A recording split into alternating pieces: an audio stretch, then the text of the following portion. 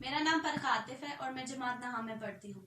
इशफाक अहमद अपनी किताब जाविया में एक किस्सा लिखते हुए कहते हैं कि ख़वातीनो हज़रात, जब कोई रुखसत हो जाता है आपके दरमियान में से और मौत उसके साथ रिश्ता गांठ लेती है, तो फिर आदमी सोचने लगता है कि मौत का जो वजूद है उसका ताल्लुक अदम के साथ है या मौजूद के साथ। आदमी तो गुजर गया, चला गया, लेकिन वो अपनी यादें छोड़ जाता है।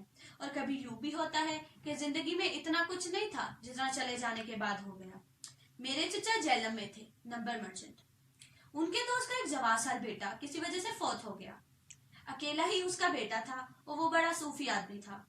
मेरे चचा के दोस्त अपने जमाने में नायब तहसीलदार रहे, लेकिन बेहद ईमानदार और बहुत ऑनेस्ट और रास्तगो इंसान थे। किसी वजह से मेरे चचा ने अर्ज किया कि इनकी तबीयत ठीक नहीं।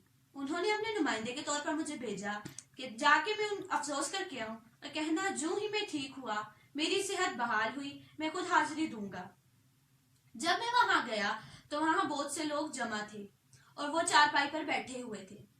मैं जब उनके करीब पहुंचा तो उन्होंने मुझे पहचाना और मुझे कहने लगे, इशफाक मियां, देखो हम जीत गए और सब दुनिया हार गई। हम कामयाब हो गए और बाकी सब लोग, बड़े बड़े डॉक्टर्स, बड़े बड़े हकीम और बड़े बड़े नामी गिरामी तबीब हार गए। मैं परेशान खड़ा था कि ये लोग क्या कह रहे हैं।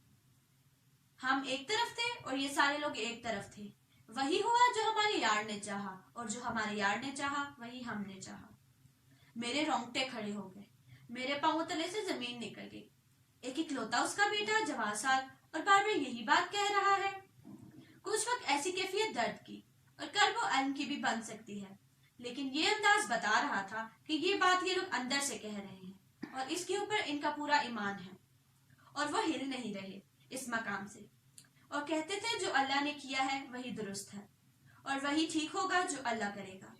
और चूंकि हम अल्लाह की साइड के हैं, इसलिए जब अल्लाह कामयाब होता है और वो हर बार कामयाब ही होता है, तो हम कामयाब हो गए। ये मेरे लिए एक अजीब बात थी। मैं उस वक्त एफए कर चुका था, लेकिन ना मेरे पास अफसोस के लिए कोई अल्फाज थे। अफसोस के लिए मैं चुपचाप खड़ा रहा। उन्होंने चाय पिलाई और खाना खिलाने का वहां रिवाज था। अगले दिन मैं वापस आया। आकर मैंने सारी बात चचा से कही तो उन्होंने मुझे कहा कि वो बहुत मजबूत और अल्लाह को मानने वाले शख्स हैं। आखिर में मैं ये बोलना चाहूंगी कि अल्लाह की रजा में ही हमारी रजा होनी चाहिए। शुक्रिया।